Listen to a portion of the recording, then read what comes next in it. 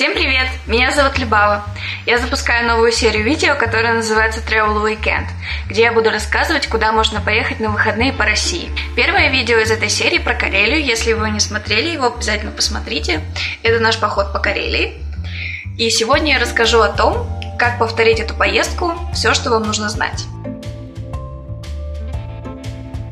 Маршрут такой. Едем из Москвы до Питера, из Питера в Приозерск на электричке и из Приозерска берем лодки. Мы ездим с мужем вдвоем, поэтому я буду рассказывать про наши расходы на двоих человек. Билеты из Москвы до Питера лучше брать сильно-сильно заранее. Как видите, сейчас их можно взять за 2000 рублей, плацкартный билет на одного человека.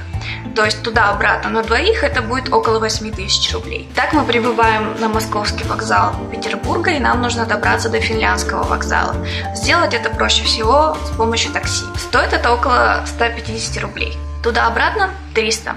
Теперь нам осталось доехать до Приозерска, и это стоит 360 рублей с человека. Того туда-обратно 1440 рублей. Итак, лодки. В Приозерске очень много лодочных станций, но я предпочитаю заранее бронировать лодку по интернету. Сделать это проще всего на сайте Vooxo Sport. Нам нравится лодка Фофан. Во-первых, в нее влезают все наши вещи. Во-вторых, она довольно устойчива на большой волне. Лодка стоит 900 рублей за сутки. Ездили на 3 дня, поэтому добавляем 2700 рублей. Кроме лодки, нам придется заплатить за некоторое дополнительное оборудование, а именно, мы берем дополнительную пару весел, потому что вдвоем грести в разы легче и быстрее. Также спасательные жилеты – это обязательное требование, и мы еще берем якорь, чтобы можно было рыбачить. Все вместе это стоит 750 рублей. Теперь вы знаете все необходимые транспортные расходы. Дальше, куда, собственно, плыть? У нас есть любимое место, в котором мы были в прошлом году. В этом году мы гребли немножко дальше. Вы можете видеть это на карте. Если у вас немного опыта на гребной лодке, то я советую сильно далеко не отплывать, поскольку погода может поменяться в любой момент, может начаться волна или что-то вроде шторма, и будет очень тяжело возвращаться обратно. В качестве карты для ориентации мы обожаем Maps.me. Это не реклама, поскольку у меня всего 11 подписчиков. Но, ребята, я люблю вас всех! Что еще нужно знать? Снаряжение. Снаряжение у нас классическое. На 3 дня мы берем, чтобы все это унести, 2 рюкзака. Один на 80 литров, один на 100. Палатку, 2 спальника. Они состегиваются вместе, что очень удобно. 2 пенки, котелок, тарелку, ложку, вилку и мой любимый нож. Обязательно возьмите с собой термобелье и теплые носки. Может получиться, что ночь будет теплой, но лучше не рисковать. Также на Вуоксе довольно ветрено, поэтому обязательно возьмите с собой флиску и куртку. На обратный путь можно запастись чистой одеждой и сменным бельем. Купальники в Карелию мы обычно не берем, но если вы хотите купаться в любых условиях, то не забудьте про них. Питание. Самое главное, возьмите побольше воды. Вода в Вуоксе довольно грязная. Если вы хотите пить воду прямо из реки, то я советую закупиться средствами, которые очищают воду. Они не сильно изменят цвет воды, но они точно убьют все известные и неизвестные бактерии. Все равно воды мы берем с собой очень много.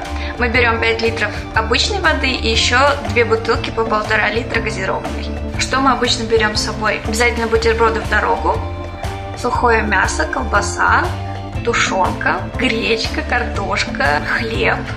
На бутерброды мы берем плавленый сыр, паштеты. Мы любим что-нибудь пожевать, поэтому берем с собой сухофрукты, чай, сахар, соль, можно немножко масла. А еще я обожаю сладкое, поэтому мы берем много конфет, чтобы есть их с чаем. Комары в Карелии довольно злостные, поэтому кроме пшикалок мы берем с собой еще вот такие спирали, которые можно поджигать и расставлять по всей территории стоянки. Не сказать, чтобы они очень хорошо работают, но без них было бы гораздо-гораздо хуже. По поводу дров.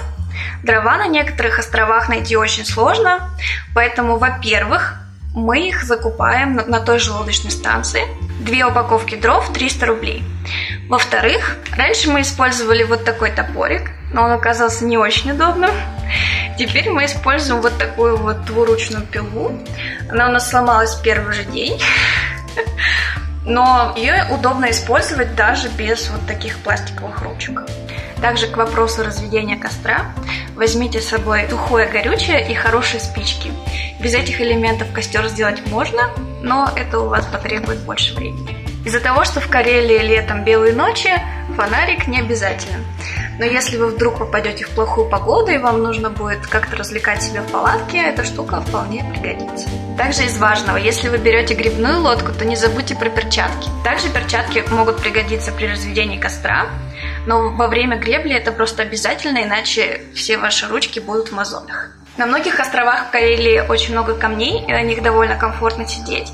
Но для большего комфорта возьмите с собой такие сидушки. Также очень полезная штука – это большой кусок полиэтилена. Если вы будете путешествовать на лодке, то ваши вещи обязательно замочатся, поэтому лучше их укрыть. Кроме того, ваши вещи можно складывать в герметичные пакеты, а уже эти герметичные пакеты складывать в рюкзаки. Также не забудьте про аптечку. Скорее всего, она вам не понадобится, но лучше пусть будет. Также мы берем все, что необходимо для рыбалки.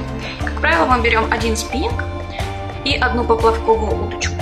На поплавковую удочку мы рыбачим на кукурузу, на опарыша и на червя.